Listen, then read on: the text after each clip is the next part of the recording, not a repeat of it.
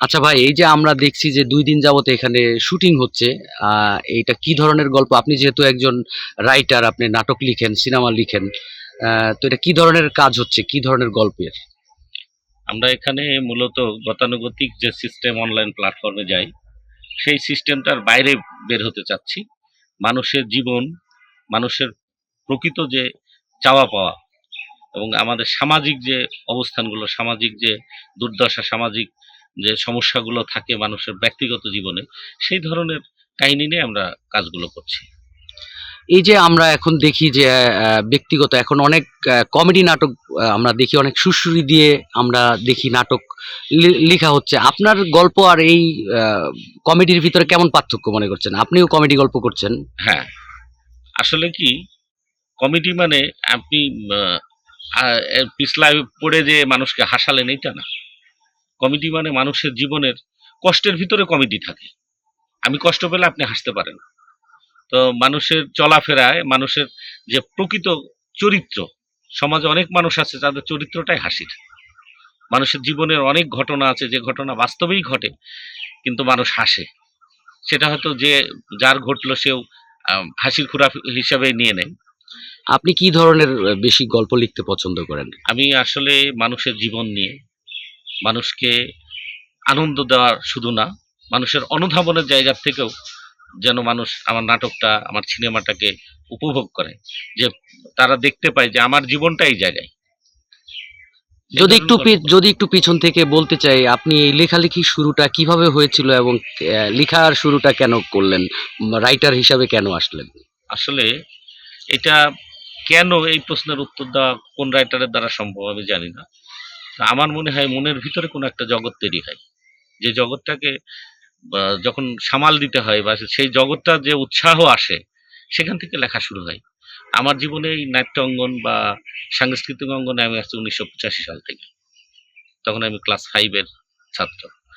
তারপরে লেখালেখিটা আরো ২-১ বছর পর থেকে লেখালেখিটা, মঞ্চ আর এই যে অনলাইন মানে ভিজুয়াল যে কাজগুলো তার মানে টেলিভিশন নাটক এগুলো ১১ সাল ১০-১১ সাল থেকে ২০১০-১১ সাল থেকে আমরা আমার লেখাটা রান করছে।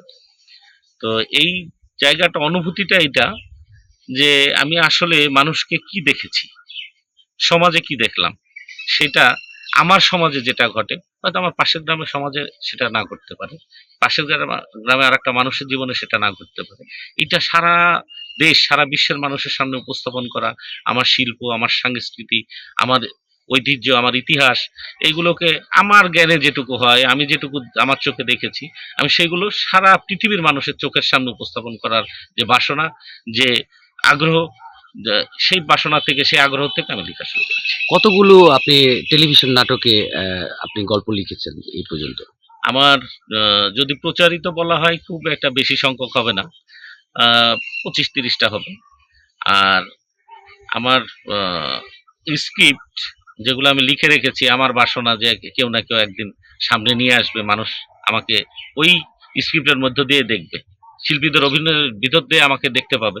সেটা আ আনুমানিক ২০০ র বেশি। আমরা অনেক দর্শকের মতামত যেটা জানি যে অনেকে বলে যে যখন কবিতা আবৃত্তি করে মনে করে এটা তার মনের ভাব প্রকাশ করছে। সেম রাইটার যখন লিখে মনে করে তার এটা ব্যক্তি জীবনে ঘটে যাওয়া কোনো ঘটনা। আপনি এটাকে কিভাবে কি বলবেন? আসলে আমার মনে হয় যে একটা লেখক সেটা হতে পারে কবি, হতে পারে উপন্যাসিক, হতে পারে গল্পকার, ছড়াকার বা আমাদের মতো এরকম তুচ্ছ নাট্যকার। তো সেক্ষেত্রে শুধু নিজের জীবনের ঘটনাই এখানে আসে না, দৃষ্টিতে অনেক কিছু পড়ে। আর আমরা যারা লিখতে চাই, লিখতে ভালোবাসি, মনের ভিতরটা শুধু লেখার জন্য উৎসাহিত করে, তাদের চোখে যেগুলো পড়ে সাধারণ মানুষের চোখে পড়ে না। আমরা ওই আমাদের দৃষ্টি দিয়ে যেটা দেখি সেটাকে আমার মতো করে যে আমি যদি এখানে থাকতাম বা আমার জীবনে এটা ঘটতো তা কেমন হতো? ঠিক ওই জায়গা থেকে আমাদের লেখাটা আসে।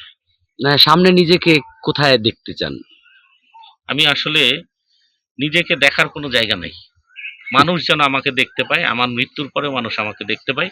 আমি সেই বাসনা রাখি। দর্শকদের উদ্দেশ্যে যদি কিছু বলতে চান? দর্শকদের উদ্দেশ্যে বলব, আমাদের এটা রোদ্দুর ফিল্মস নামের একটি অনলাইন প্ল্যাটফর্মে অন এয়ার হবে। শুধু এই গল্পগুলো নয়, এখন আমরা ৬টা গল্পের কাজ করছি। ৬টা গল্প খুব আনন্দ পাবে এবং সমাজের প্রকৃত কিছু চিত্র, মানুষের কিছু আকাঙ্ক্ষা, মানুষের কিছু চাওয়া পাওয়া তারা আমার এই লেখার ভিতর দিয়ে দেখতে পাবে। আমাদের যে আর্টিস্টরা আছে তারা চমৎকার অভিনয় করে আপনাদের সামনে উপস্থাপন করবে। আপনারা দেখবেন আশা করি, এবং আগামীতে যেন আমরা আরো ভালো, ভালো কাজ, ভালো, ভালো